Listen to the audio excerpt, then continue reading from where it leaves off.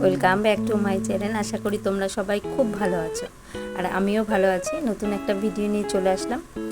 জানি না তোমাদের কেমন লাগবে আজকের ভিডিও, তো প্লিজ যদি ভালো লাগে ভিডিওটা লাইক কমেন্ট করতে ভুলো না। আর যদি কারো পছন্দ হয় আমার চ্যানেলটা, তাহলে প্লিজ সাবস্ক্রাইব করে বেল আইকনটি অন করে রেখো, আমি কোনো ভিডিও দিলে যাতে তোমরা সব থেকে আগে পেয়ে যাও। তো আজকের দিনটা শুক্রবার, আর শুক্রবার মানে আমার নিরামিষের দিন। যারা আমার নতুন বন্ধু তাদেরকে বলছি আমাদের শুক্রবারটা নিরামিষ। তো সেই কারণে আমি বৃহস্পতিবার রাত থেকেই সব কাজ সেরে রাখি যতটা পারি। তো সেই বাসন মাজা, গ্যাসের ওভেন তাক মুছে রাখা, এগুলো সব বৃহস্পতিবার রাতেই করে রেখেছি। আর শুক্রবারেও অনেক কাজ থাকে, অনেক বাসনপত্র থাকে। তারপরেও যদি বৃহস্পতিবার রাতে করে না রাখতাম তাহলে কিন্তু আরও অনেক বাসন হয়ে যেত। আর ওই যে বললাম নিরামিষের দিন আমি এইভাবেই কাজগুলো করি। সেটা হচ্ছে আমার এই রান্নার জায়গায় কিন্তু আমরা মাছ, মাংস, ডিম সমস্তটাই রাখি। তো অন্য দিনও যেমন সার্ফ দিয়ে মুছি, তো বৃহস্পতিবার মোছা হোক আর না হোক, শুক্রবারে নিরামিষের জন্য ওই জায়গাটা কিন্তু ভালো করে সার্ফ দিয়ে আগে মুছে তারপরে বারান্দাটাকে পুরোটাই মুছে নিলাম।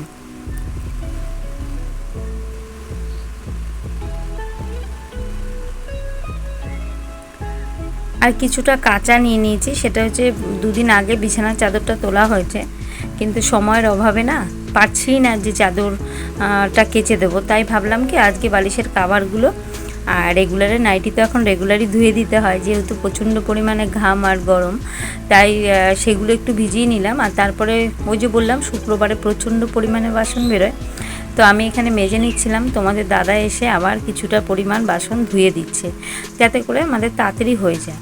আর সংসার তো দুটো মানুষেরই, স্বামী স্ত্রী যদি একত্রিত মিলে সংসারটা করা যায়, সেই সংসারটা কিন্তু অনেকটা আনন্দের হয় আর অনেকটা ভালো থাকে।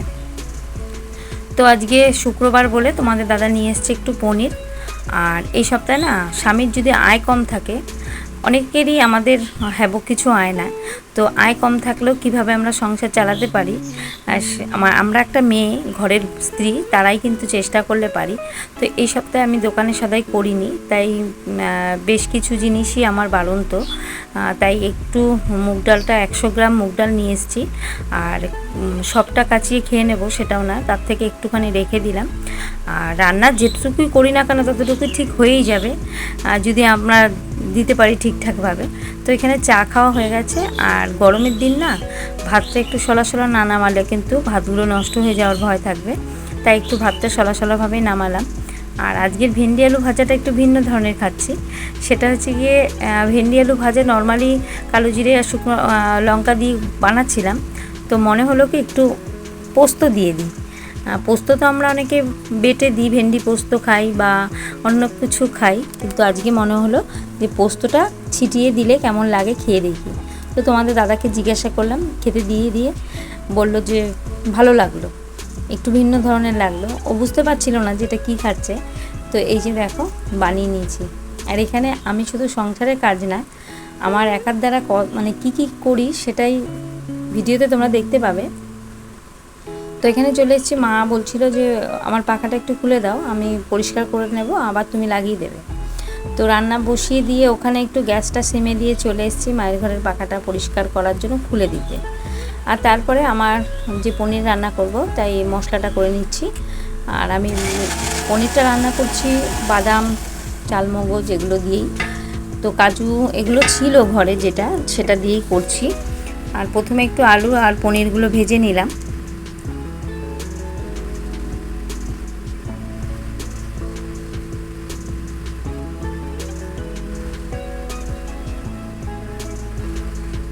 আর আমার ভিডিও যারা দেখছো তাদেরকে বলছি যে আমার ব্লগের নাম তোমরা তো দেখতেই পাও, মামি ভাগ্নি ব্লগ। তো সেইখানে হয়তো তোমাদের মনে প্রশ্ন জাগতেই পারে, তো মামি ভাগ্নি ব্লগ, ভাগ্নি কোথায়? তো আমার ভাগ্নি অনেক দিন আগেই ও পড়াশোনা করার জন্য অন্য জায়গায় চলে গেছে, তো তাকে তোমরা দেখতে পাচ্ছ না। যখন সে আসবে আবার তোমরা দেখতে পাবে।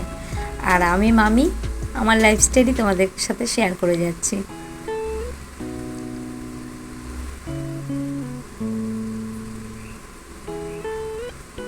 আর সবার আগে মানুষের ঘরের বিছানাটা পরিষ্কার, এটা না রাখলে না মনে হয় কোনো কাজই সম্পূর্ণ হয়নি। তাই সবার আগে শুরু করি বিছানাটা দিয়ে, তারপরে বাকি যা কাজ থাকে সেগুলো আস্তে আস্তে করি।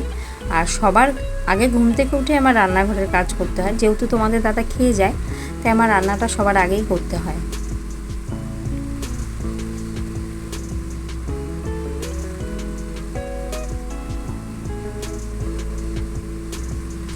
আর কোনো কোনো সময় আমার ছেলে একটু শীত লাগে, তো একটা চাদর বিছানায় রেখে দিই। তো গরমকালে বিছানায় মনে হয় পুরো খোলামেলা থাকবে, তাহলে ভালো লাগে। তো বালিশগুলো তো রাখতেই হবে, তাই চাদরটা আমি নিচে যে গামলায় রাখি সেখানে রেখে দিলাম। আর এখানে জামা কাপড়ের যে ক্লিপগুলো থাকে সেই ক্লিপগুলো এইভাবে রেখে দিচ্ছি, যখন আমার প্রয়োজন হবে আমি ওখান থেকে জানি একবারেই পেয়ে যাই। আর এখানে কিছু জিনিসপত্র একটু সাজিয়ে গুছিয়ে রাখার চেষ্টা করি। আর এখানে আমার কিছু মানে ডায়েরি আছে আর কিছু বই আছে, তো সেটা আমি অবসর সময় যদি সময় পাই তখনই এই বইগুলো পড়ি। তো বই আমাদের প্রত্যেকের পড়া একটা অভ্যেস, তো এই অভ্যেসটা যাদের মধ্যে থাকে ভীষণ ভালো অভ্যেস একটা। সন্ধেবেলা চলে এসেছি আর ছেলে বসে গেছে পড়তে। আর এখানে চা করেছি, বিস্কুট নেই, বুঝতে পারছো তো, বিস্কুট নেই মানে আমার বিস্কুট শেষ। ওই যে বললাম দোকান সদাই করা হয়নি এই সপ্তাহে, যেমন তেমনভাবেই চালিয়ে দিলাম। আর ওইদিকে তোমাদের দাদাকে একটু পাউডার দিয়ে দিচ্ছিলাম, গলায় ঘাম হচ্ছিল, একটু গোটা গোটা উঠে গেছিলো। আর কিছু কি বলো তো, স্বামী বা কার মানে অন্য কেউ যেই হোক না কেন, তাদেরকে কিন্তু বশীকরণ করার জন্য অন্য কিছু প্রয়োজন না, একটু বুদ্ধি খাটালেই কিন্তু বশীকরণের অন্য কিছু হয়ে যায়। তো তোমাদের দাদাকে আমি কিন্তু এইভাবেই ভালোবাসা দিয়ে বুদ্ধি দিয়ে আমি আগলে রাখি।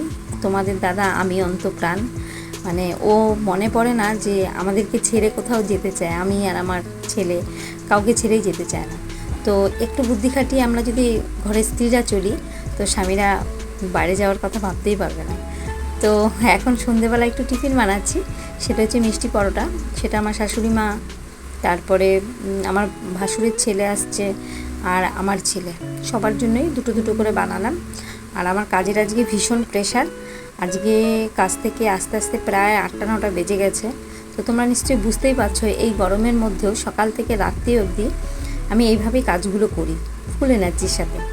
আর যেহেতু ওই যে বললাম বশীকরণ করতে লাগবে না, একটু নিজেকে পরিশ্রমী আর একটু বুদ্ধি খাটালেই কিন্তু প্রত্যেকটা মানুষকে কিন্তু তুমি বশীকরণের করে নিতে পারো। সবাই তোমার হয়ে কথা বলবে বা তোমাকে ভালোবাসবে বাধ্য, এটাই একদম সত্য। তো যাই হোক, এখানে সবার খাবারগুলো আমি বেড়ে নিচ্ছি।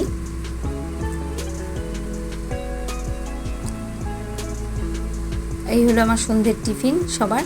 তো মিষ্টি পরোটা বলে অন্য কিছু দিয়ে খাবে না, এমনি শুধুই খেয়ে নেবে। আর তারপরে দেখো ওদের টিফিন বানিয়ে দিয়ে চলে এসছে আবারও কাজে, বললামই। আর আমাদের প্রত্যেক শনিবার না এই মালগুলো পাঠানো হয় কোম্পানিতে, তাই আমাদের শুক্রবারটা একটু বেশি রাত্রি অবধি কাজ করতে হয়, শুক্রবার আর মঙ্গলবার, যেহেতু বুধবার আর শনিবার মাল যায়। তো আজকেও সেই কারণে আমাকে বেশি রাত্রি অবধি কাজ করতে হচ্ছে, 9টা 9:30 পর্যন্ত। তো 9টা বেজে গেছে তখন এসছি বাড়িতে, খুবই ক্লান্ত, কিন্তু ক্লান্ত হয়েও কিছু করার নেই, এই যে আমার জন্য ওয়েট করছে কাজকর্ম।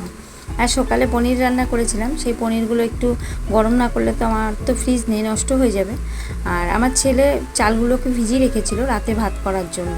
আর তারপরে চলে এসেছি ওই যে প্রত্যেক দিনের মতো, এই গরমকাল মানেই আমার রাতেও ঘর মোছা। তো চলে এসেছি এখন ঘরটা মুছে নিতে।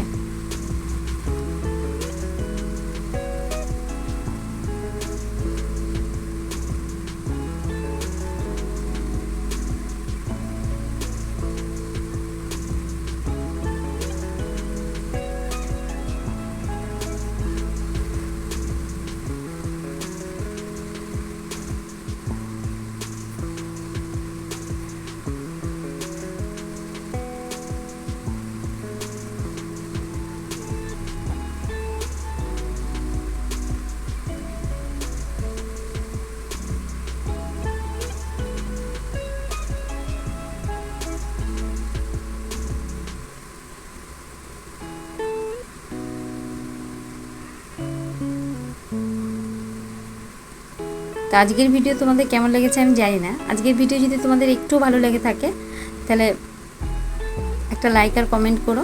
আবারও তোমাদের সাথে দেখা হবে নতুন কোনো ভিডিওতে। তোমরা সবাই সুস্থ থেকো, ভালো থেকো। আজকের মতো টাটা।